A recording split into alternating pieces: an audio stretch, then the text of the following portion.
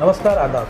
जैसा कि आप जानते हैं कि हम विरासत टीवी पर हमेशा इन्फॉर्मेटिव प्रोग्राम लेके आते हैं जिससे कुछ नई जानकारी फराहम की जा सके। आज भी हमारे साथ में एक ऐसे ही मेहमान को हमने इनवाइट किया है जिन्होंने आज की इस कोरोना वायरस पर एक बहुत अच्छी रिसर्च करके इसके बारे में हमको जानकारी फराहम करने की कोशिश की है। उनको मिलाने से पहले मैं आपको बताऊँगा कि इस किताब का इनॉग्रेशन मीरा भाईंदर की महापौर श्रीमती ज्योत्सना हसनाले जी ने किया।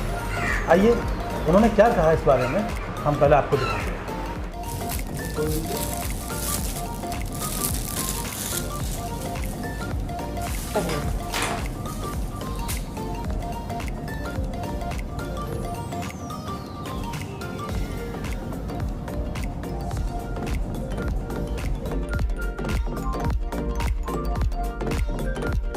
इस विषय पर आप क्या बोलना चाहेंगे? ऐसा है कि मीरा भाईंदर शहर में 100% लॉकडाउन है। आप सभी को मालूम है कि कोरोना के इस विषाणु से बचाने के लिए हमें इस लॉकडाउन को करना पड़ा, एक्सटेंशन करना पड़ा। और ऐसे समय में शहर के हर नागरिक अपने वक्त को गुजारना है। मगर यहाँ पे मेरे पास एक 8th स्टैंडर्ड की जो बच्ची है इरम शेख, उन्होंने आज इस लॉकडाउन के परिस्थिति में बहुत ही अच्छा काम किया है और उन्होंने एक किताब लिखी है और उसमें उन्होंने पूरे फियर ऑफ कोरोनाज कोविड-19 उसके बारे में जानकारी दी है। उन्होंने अपनी एनर्जी को अच्छे कामों के लिए यूज़ किया है और इसमें पूरी जानकारी इसमें बुक में उन्होंने दी है। मैं उनका अभिनंदन करना चाहूँगी कि बहुत ही अच्छा लिखान इस बुक में उन्होंने किया है। और मैं शहरवासियों से भी यही कहूँगी कि एक 8th स्टैंडर्ड की जो अपनी स्टूडेंट है वो अपना टाइम, अपनी एनर्जी किस तरह व्यतीत कर रही है और हम हमारे घर में रह के आज उस जो हमें टाइम मिला है घर के लिए, अपने आप के लिए, तो उसको हम अच्छे काम के लिए यूज़ करना चाहिए और उस काम से हमें भी आनंद मिलना चाहिए और लोगों को भी उसका फ़ायदा होना चाहिए। ऐसा काम हमें इस आज के इस दिनों में हमें करना चाहिए।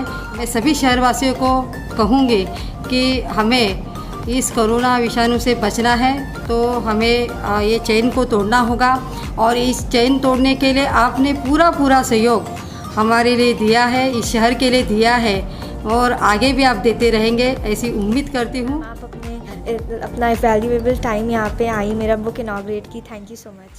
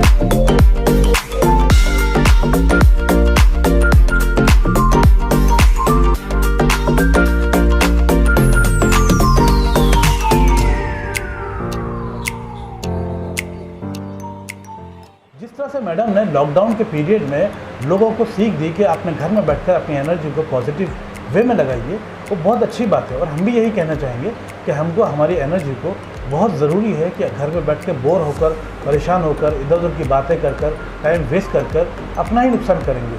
जब हमें समय मिला है तो इसका सदुपयोग किया जाए और अपनी एनर्जी को किसी पॉजिटिव वे में इस्तेमाल किया जाए, किसी सही काम में लगाया जाए, कुछ क्रिएटिव आइडियाज़ क्रिएट किए जाएँ, कुछ क्रिएटिव चीज़ों को बनाया जाए जिससे अपना और देश का दोनों का फ़ायदा हो सके।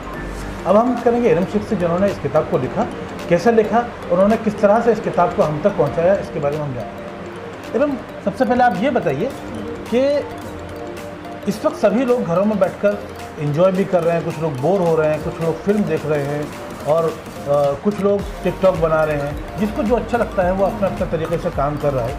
आपको इस वक्त में आप भी एंजॉय कर सकती हैं, लेकिन आपने इतने सेंसिटिव इस सब्जेक्ट को क्यों चुना? आखिर ऐसी क्या चीज़ थी जो आपको लगा कि इस पर आपको काम करना चाहिए? जी देखिए सर, सब लोग की चॉइसेस अलग होती है, सब लोग की इंटरेस्ट अलग होती है, सब लोग की पसंद अलग होती है। वो अपने पसंद के हिसाब से सोच रहे हैं कि इस वक्त को उनको एंजॉय करके ख़त्म करना चाहिए, एंजॉय करके काटना चाहिए। बट मुझे लगता है जब हमारा इंडिया इतने मुश्किल दौर से गुजर रहा है तो मुझे लगता है कि हमें ये सब एंजॉय करके वेस्ट नहीं करना चाहिए। एंजॉय करना तो मुझे भी पसंद है, बट मुझे लगता है कि ऐसे वक्त में हमको थोड़ा सीरियस होना चाहिए और हमें कुछ हमारी एनर्जी को पॉजिटिव वे में यूज़ करना चाहिए और कुछ अच्छा करना चाहिए एंजॉय करने के अलावा। तो ये बताइए कि आपने जो किताब लिखना शुरू किया तो वो किताब लिखने में कितना वक्त लगा और किस तरह का एक्सपीरियंस आपके साथ रहा और उसमें ऐसी क्या क्या चीज़ें आपने मेंशन की हैं, तो आप बताइए।